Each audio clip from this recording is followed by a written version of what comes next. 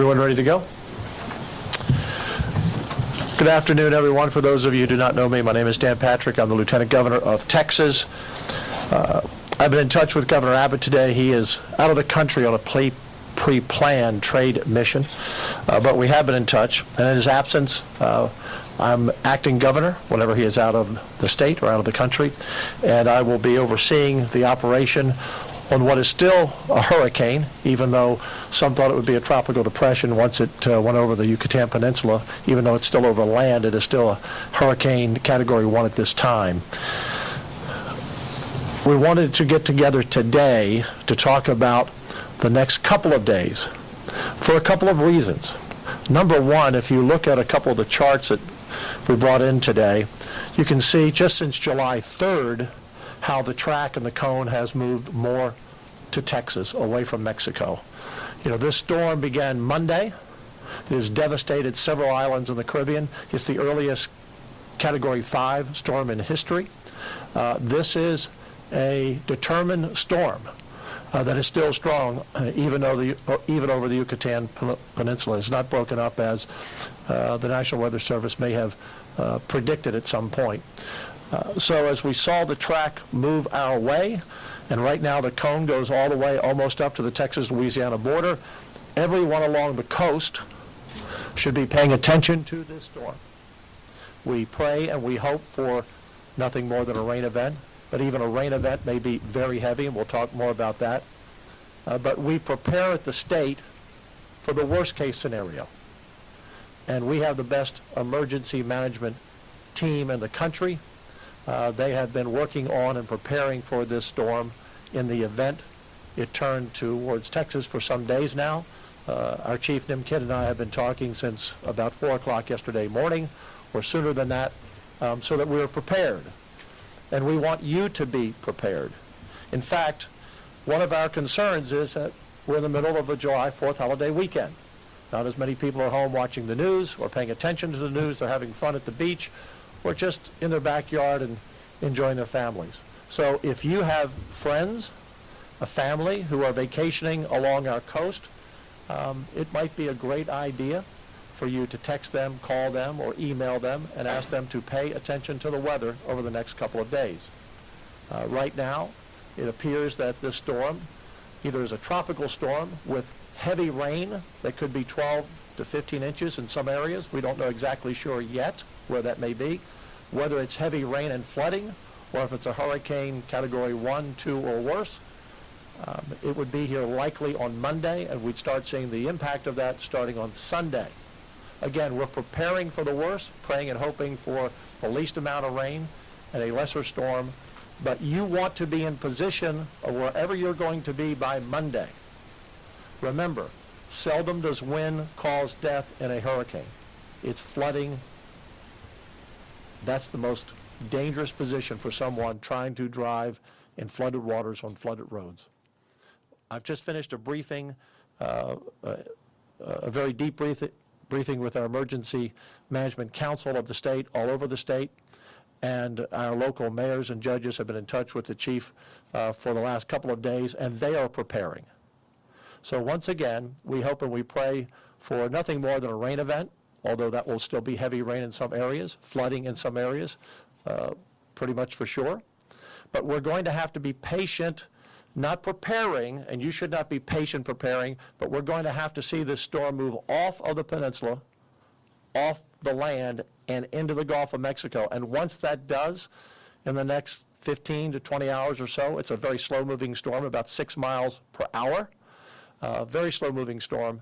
Once it moves into the water, the storm will tell us more of where it's heading, and we'll know to be able to pinpoint it much more than we can today. But right now, if you're along the coast from Brownsville to the Louisiana border, pay attention to this storm, because you have about 2 days, the rest of today and tomorrow and some of Sunday, to prepare when it hits on Monday. With that, I'd like to turn it over to the chief of the Texas Division of Emergency Management, who is the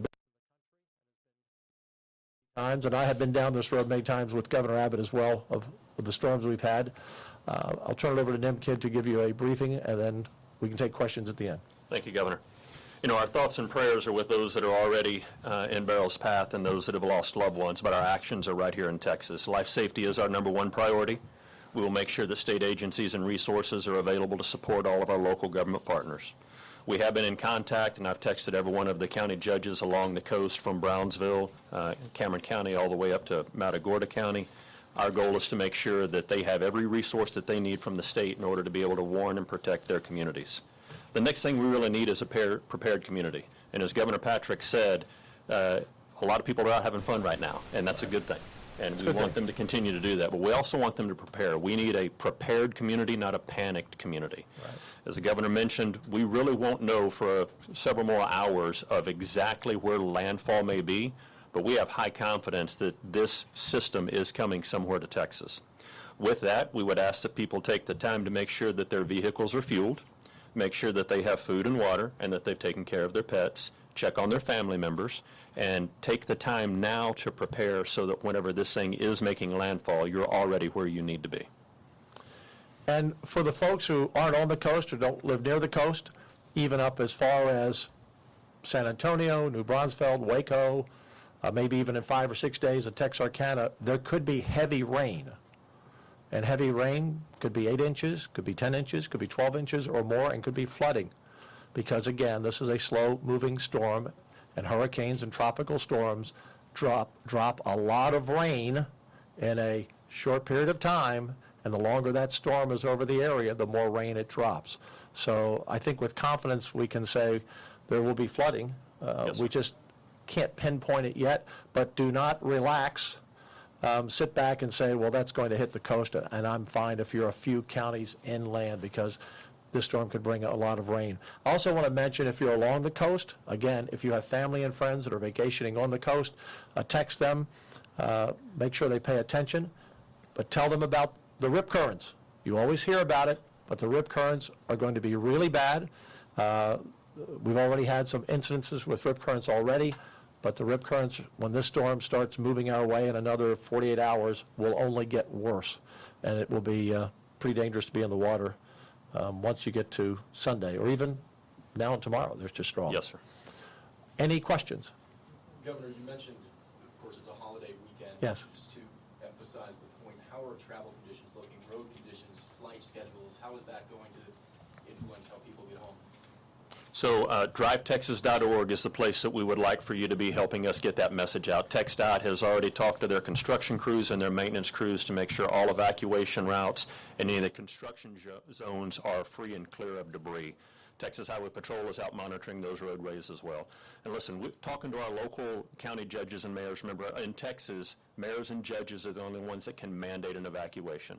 Our conversation with those judges along the coast is some of them have issued voluntary evacuations already for low-lying areas, and we're going to have to start watching, because when tropical storm force winds, 35 miles an hour or greater, start moving in, those that are RVs are going to have a very hard time traveling. So that's why we need your help in getting that message out now, to pay attention to the weather.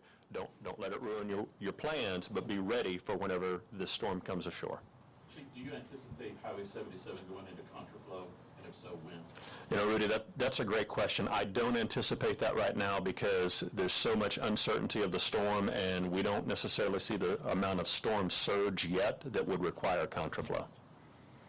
Mentioning the surge and the uncertainty, what preparations are needed or are being made in terms of protecting oil refineries and rigs on the coast right now? Yeah, great question. So one of the weather services that we use, in addition to the National Weather Service, is a private contractor that all of those rigs use. They've already started moving their people out for unnecessary employees to be in a safe place.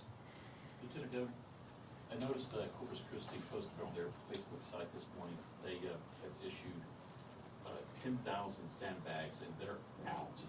Is there anything the state can help these small communities replenish the sandbag stuff? Is that being done?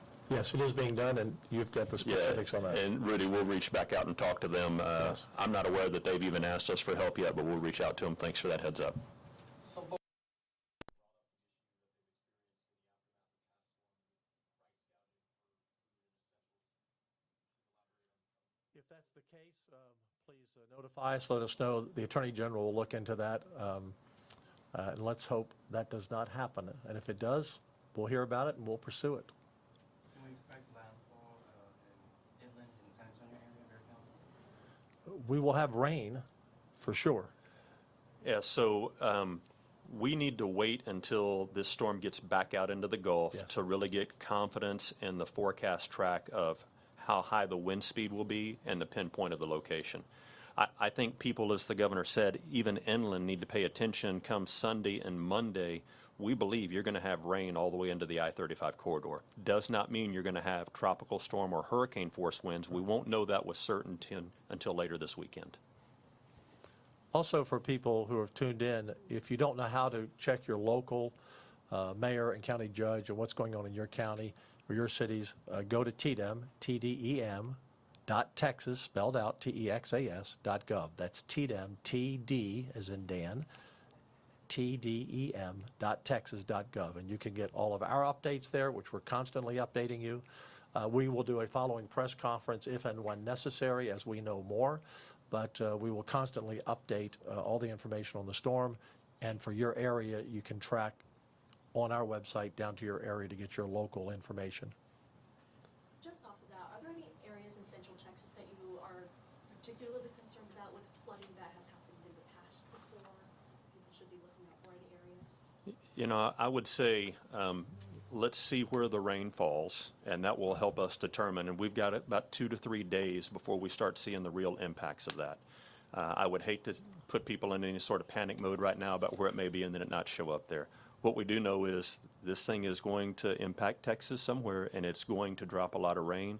We need a little bit of patience, as the governor mentioned, between now and the time that it gets back out into the Gulf to have a better idea of where it's going. I'll just conclude by saying I've lived in Texas 42 years, and most of it in the coastal area. And the thing I always am concerned about are people being prepared, and particularly storms that hit us like this one coming across the peninsula relatively in a short time, as opposed to seeing it out coming up through the Gulf. And it's, you know, the target is on somewhere on the Texas coast, and we see it for days and days ahead. And this storm, you know, a lot of people don't even realize probably there's a hurricane out there about to come into the Gulf. So that's a real concern, and that's why we wanted to have the press conference today, to be sure, no panic, preparation, but we are going to be prepared for the worst, and we have assets ready to deploy as soon as we know a better direction of where that storm is going. But everyone along the coast should be vigilant, be in place by Monday, wherever you're going to be. Monday will not be a good driving day for most counties. I issued a declaration, a disaster declaration earlier today for 39 counties. And as need be, we will add counties as we get more direction on that storm. So a serious weather event is coming. We don't know exactly where. Be prepared. We will be prepared. Your local mayors and county judges are being prepared.